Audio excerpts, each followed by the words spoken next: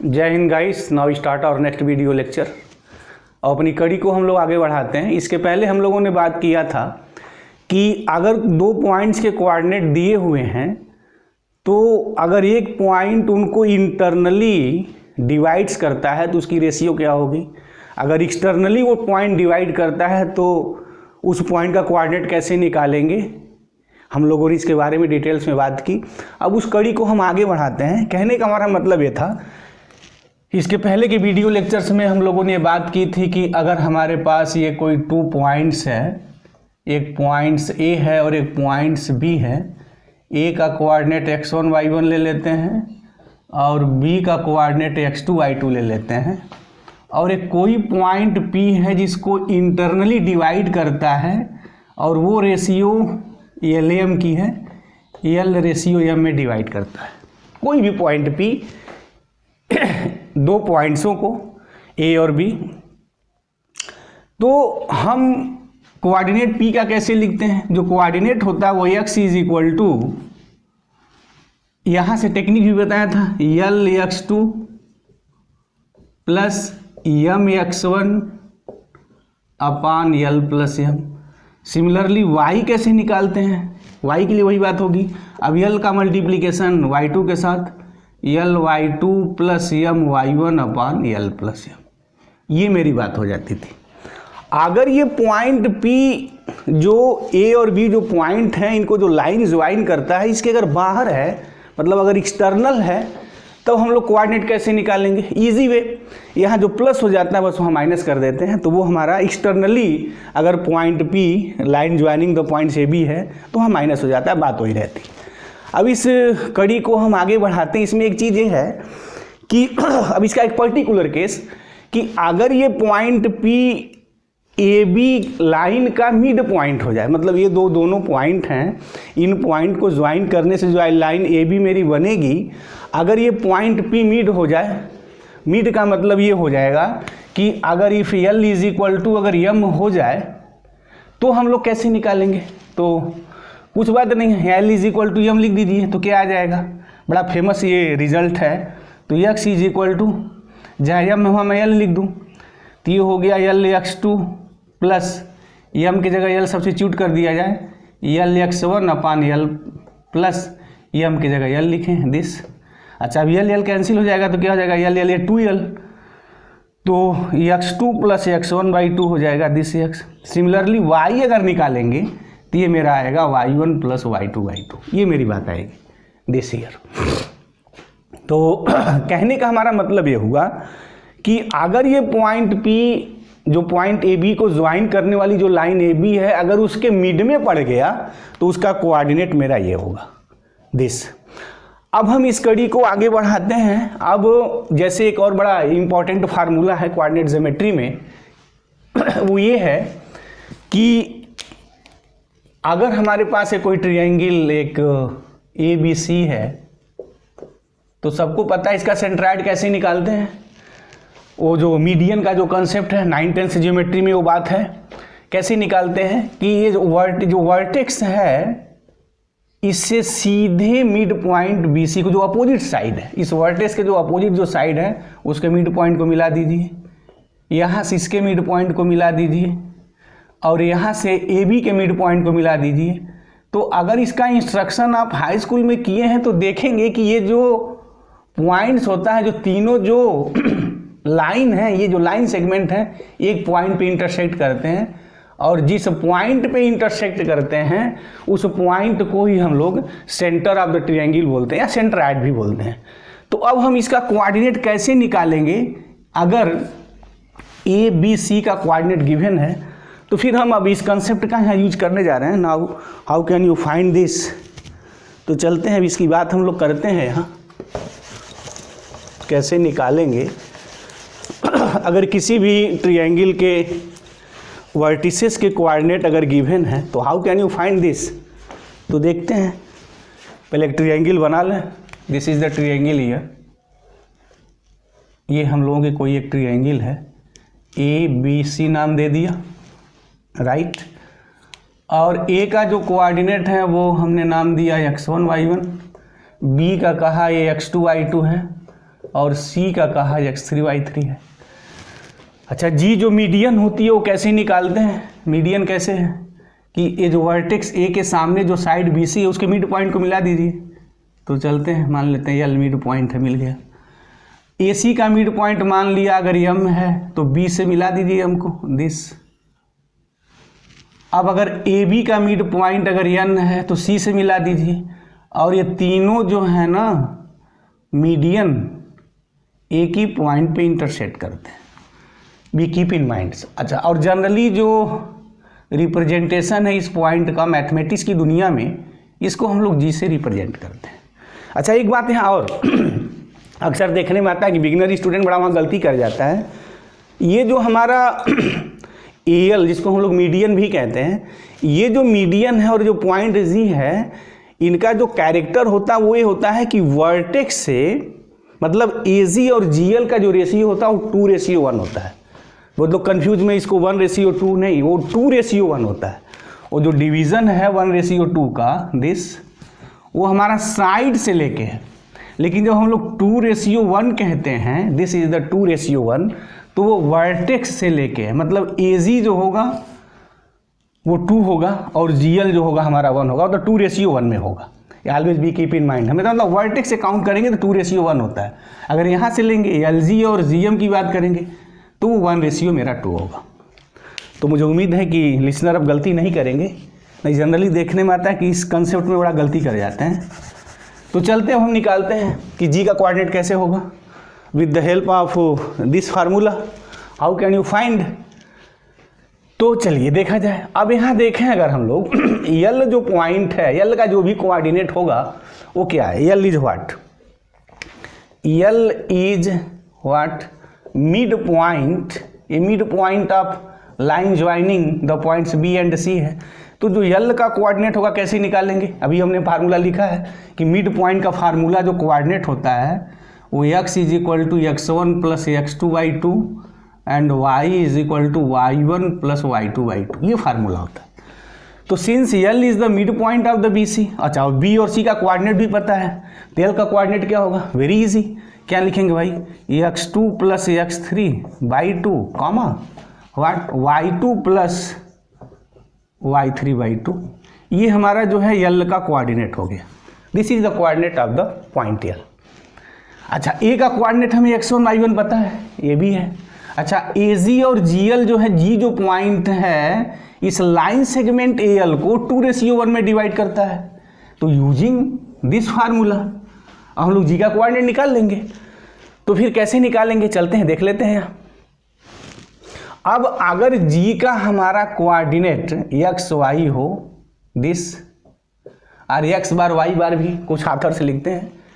मान लिया हमने एक्स वाई अगर लिखा है तो एक्स कैसे निकालेंगे? व्हाट इज द एक्स जो जी का कोऑर्डिनेट होगा? एक्स इज इक्वल टू, बताया था टेक्निक हमने कि ये 2 है तो 2 का मल्टीप्लीकेशन यल कोऑर्डिनेट के x2 से करिए और 1 का मल्टीप्लीकेशन इस x1 में होगा, ऐसे होगा हमारा। तो इस 2 का जो मल्टीप्लीकेशन होगा यल के जो x कोऑर्डिनेट है, जो x कंपोनेंट उसमें करेंगे, यानी 2 का मल्टीप्लीकेशन इसमें करें हम लोग दिस। तो 2 into x2 plus x3/2 this, plus उसके बाद क्या करते हैं 1 इंटू इसका मल्टीप्लीकेशन x कोऑर्डिनेट वाला, तो यहाँ क्या है? दिस इज द x1, तो 1 इंटू x1 हो गई बात मेरी। अपान होल डिवाइड अपान क्या होता है? यल प्लस एम, तो यल यहाँ 2 है, दिस इज द 1। तो अगर हम लोग इसको सॉल्व करें तो 2 कैंसिल हो गया, क्या हो गया ये x2 plus x3 plus x1 this अपान 2 और 1, दिस इज द 3। तो x कोऑर्डिनेट हमारा 3 आ गया। सिमिलरली y कोऑर्डिनेट भी निकाल सकते हैं। तो अगर यहाँ निकाला जाए तो वेरी इजी, वहाँ तो फिर अब तो लिसनर इस चीज़ को निकाल ही लेंगे, बहरहाल मैं निकाल देता हूँ। तो y कैसे निकाला जाएगा? How can you find the y coordinate? Process वही है। अब 2 का मल्टीप्लीकेशन है y2 में होगा, मतलब y2 का मतलब कि यल का यहाँ जो कोऑर्डिनेट है और यल का कोऑर्डिनेट हमारा ये है। तो 2 इंटू वाट y2 इंटू y3/2 ये हो गया 2 इंटू दिस, प्लस अब 1 इंटू ये निकालेंगे इसका coordinate, this is the y1 upon L plus M, तो 2 + 1 अगेन 2 2 कैंसिल हो गया, y इज इक्वल टू 1। अगर एक सिस्टमेटिक क्रम से लिखा है ऐसे लिख दें यूँ ही, चलिए कोई बात नहीं, 3 हो गया। सिस्टमेटिक क्रम का मतलब ये है कि ऐसे यहाँ लिखा जाए, x की जो वैल्यू हुई वो x ऐसे लिखा जाए x1 plus x2 plus x3 by 3 this, और y जो कोऑर्डिनेट g का निकला है y1 plus y2 plus y3 by 3।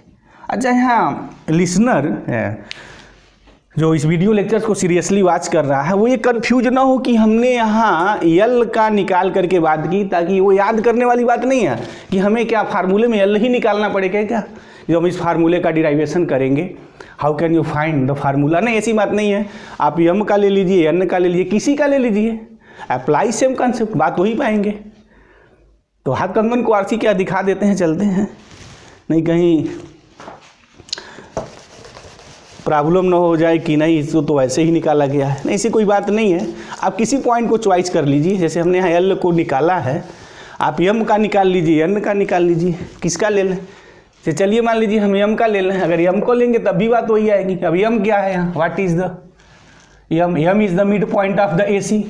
तो अगर यम मिड पॉइंट है तो इसका फिर कोऑर्डिनेट क्या होगा, very easy, x1 plus x3 हो जाएगा, x1 plus x3 by 2 comma second component क्या होगा y1 प्लस y3 बाई 2 हो गया। अच्छा, ये जो BC जो है ये मेरा मीडियन है, m is the mid point of the line segment AC। अच्छा, B का कोऑर्डिनेट x2 y2 है, अगेन BG और जो GM है मतलब ये 2 होगा, मतलब BG रेशियो जो GM होगा वो 2:1 होगा। तो अगेन अगर G का कोऑर्डिनेट हम इस पॉइंट का यूज करते हुए निकालते हैं तो फिर निकाला जा सकता है। तो व्हाट इज द x, कैसे x फाइंड करेंगे भाई, व्हाट इजी, 2a है तो 2 का मल्टीप्लीकेशन इसमें करेंगे तो वही है 2 into x1 plus x3 by 2, ये हो गया this l into x2 plus m यहाँ कितना है, यहाँ अब m 1 है तो 1 into this coordinate, this is the x2 whole divide अपन क्या होता है l प्लस m, तो 2 प्लस 1, तो this is the 2 to cancel here, तो x1 plus x3 plus 1 into x2 meaning x2 upon 3 हो गया। ये आप ऐसे भी निकाल सकते हैं, नो एनी प्रॉब्लम हियर। तो अब याद करने की जरूरत नहीं है, हमने एल निकाला है लेके पॉइंट, तो दिमाग में बनाना पड़ेगा कि हम एल को ही लेके निकालेंगे, नहीं, अभी हमने एम लेके निकाला। कोई स्टूडेंट एन को लेके निकालेगा तो रिजल्ट वही आएगा। तो हमसे कहने का मतलब ये है कि बस रिजल्ट ध्यान में रहना चाहिए। अब ये रिजल्ट ये बना, और अभी तक हम लोगों ने ये भी देखा कि जो इंटरनल और एक्सटर्नल पॉइंट के जो हम लोग कोऑर्डिनेट निकालते हैं उसके बहुत यूज हैं हमारे। तो अब कुछ एक क्वेश्चंस भी थोड़ा हम लगे हाथ कर दें ताकि एप्लीकेशंस पार्ट पे भी वर्क हो, क्योंकि जनरली प्रूफ तो एकेडमिक में आते हैं, नो डाउट इम्पॉर्टेंट है सब, बट कंपटीशंस में तो प्रूफ नहीं आएंगे। एप्लीकेशन पार्ट पे कैसे वर्क करना है तो उसको भी थोड़ा हम लोग देख लें। और बहरहाल जब हम लोग मेन का क्वेश्चन सॉल्व करेंगे उस टाइप की चीज़ों को तो बात वहाँ डिटेल्स में की जाएगी, उसको भी हम लोग देखना। अच्छा, एकेडमिक में इसमें कैसे क्वेश्चंस बनते हैं, एक क्वेश्चन थोड़ा देख लेते हैं हम लोग। अगर डिफिनीशन का कंसेप्ट क्लियर है तो बाकी चीज़ें कुछ है नहीं, वनली यूज द रिजल्ट। और but how can you apply, भाई कंपटीशंस में तो बस यही होता है ना कि हम रिप्लाई कैसे करते हैं, ये बात एकेडमिक की होती है।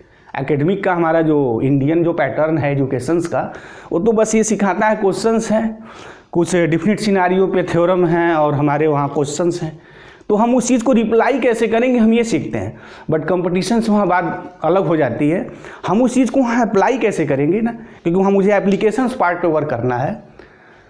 तो एप्लीकेशंस पार्ट पे वर्क तभी होगा जब ज़्यादा से ज़्यादा क्वेश्चंस आप लगाएंगे, उसको सॉल्व करेंगे, क्योंकि तभी तो मोर कन्फ्यूजन्स क्रिएट होगा, नहीं बाकी तो रिजल्ट तो फिक्स रिजल्ट है। बहरहाल चलते हैं हम लोग देखते हैं। जैसे क्वेश्चन हमने यहाँ पिकअप किया है इस टाइप का, अगर हम लोग ले लें कि एक कोऑर्डिनेट हमने यहाँ एक 2 3 ले लिया, एक पॉइंट ए ले लिया और एक पॉइंट बी हमने ले लिया यहाँ -4 -6, और क्वेश्चंस हमने ये बनाया कि जो एक्स एक्सिस है इस पॉइंट को किस रेशियो में डिवाइड करेगा, और जो उस रेशियो में डिवाइड करेगा उसका कोऑर्डिनेट क्या होगा।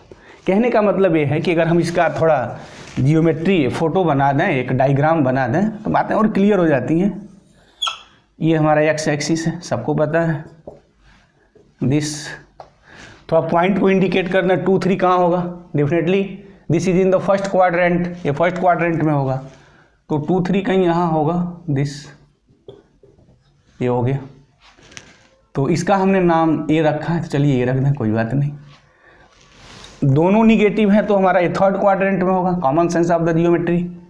तो बी हमारा है, दिस इज द -4 -6, ये कोई पॉइंट यहाँ है, ये पॉइंट है। अब इसको मिलाने वाला जो लाइन सेगमेंट होगा, कह रहा है कि एक्स एक्सिस इस लाइन सेगमेंट को डिवाइड करेगा, उसका कोऑर्डिनेट क्या होगा। तो कहीं कहीं एक्स एक्सिस को काटेगा, तो अच्छा अब एक्स एक्सिस को काटेगा तो मान लो अगर हम लोग पी ले लेते हैं एक्स वाई, तो ये पी एक्स वाई क्वेश्चन से है कि इस पॉइंट को ज्वाइन करने वाली जो लाइन सेगमेंट है एक्स एक्सिस से जो इंटरसेक्ट करेगा, उसका कोऑर्डिनेट क्या होगा।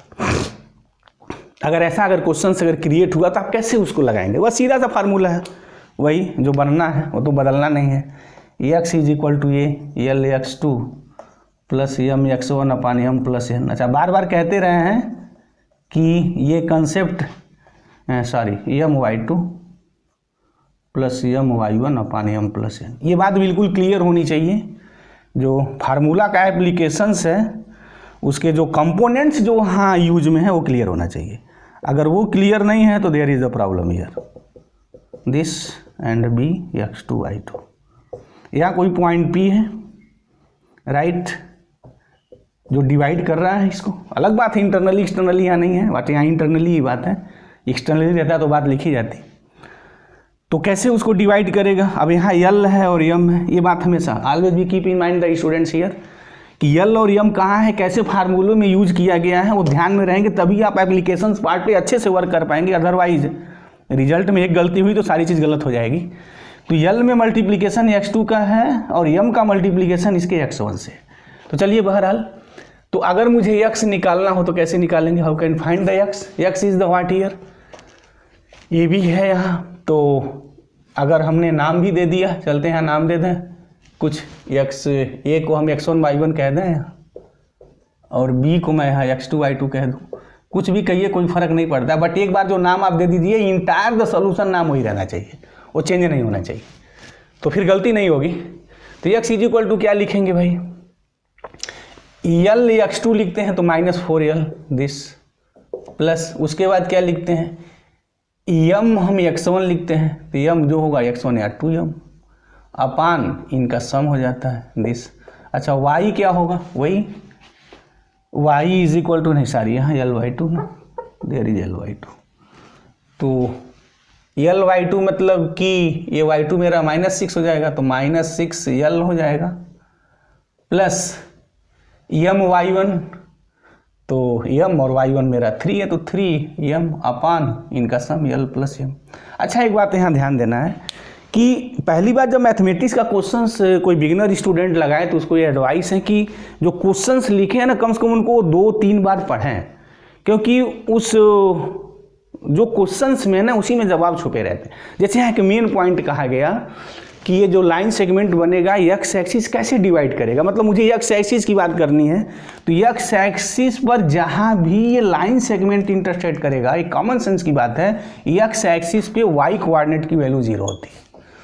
एक्स एक्सिस पर कोई भी पॉइंट आप लिखेंगे तो उसका वाई कोऑर्डिनेट 0 हो जाएगा। तो मतलब यहाँ से मुझे एक रिजल्ट मिला, एक कंक्लूजन वहाँ से मिला, तो y इज इक्वल टू 0 होगा, तो y इज इक्वल टू 0 यहाँ लिख दीजिए। तो 0 is equal to -6L plus 3M upon L plus M, cross multiplication, तो -6L plus 3M is equal to 0। तो M की वैल्यू अगर मैं यहाँ से निकालूँ तो this is the what, this is the 2L here, एक रिजल्ट आ गया। M की वैल्यू 2L होगी तो L/M की रेशियो निकल गई वहाँ। अब क्या करना है, तो y तो 0 हो गया, but M is equal to 2L यहाँ लिख दिया जाए। तो x is equal to what, -4L plus M के जगह मुझे 2L लिखना है, तो 2 इंटू M के जगह 2L S, तो 2L upon what L plus M तो यल प्लस यल मतलब 2l प्लस यल। अच्छा, this is 4l minus 4l, this is 0 here. तो x भी 0 हो गया, y भी 0 हो गया। तो x 0 y 0, इसकी मीनिंग क्या होगी कि 0 0, यानी ये जो लाइन जाएगी ना ये ऐसे हो जाएगी। तो दिस प्रैक्टिकली ऐसा होगा ना ये दिस, और यहाँ पे उसका इंटरसेक्शन होगा, मतलब ओरिजिन पे उसका इंटरसेक्शन होगा पॉइंट P का, जो मुझे निकालना है किस रेशियो में होगा। तो मुझे उम्मीद है कि ये जो हम लोग बात कर रहे थे that is the clear here, कोई कन्फ्यूजन्स नहीं होगा। अगर कोई कन्फ्यूजन्स है तो कमेंट बॉक्स में जाके कमेंट करें, हम पूरा आगे जवाब देंगे। अब आगे अगेन हम इस कड़ी को आगे बढ़ाएंगे नेक्स्ट वीडियो लेक्शन में। तो thank you very much guys, जय हिंद।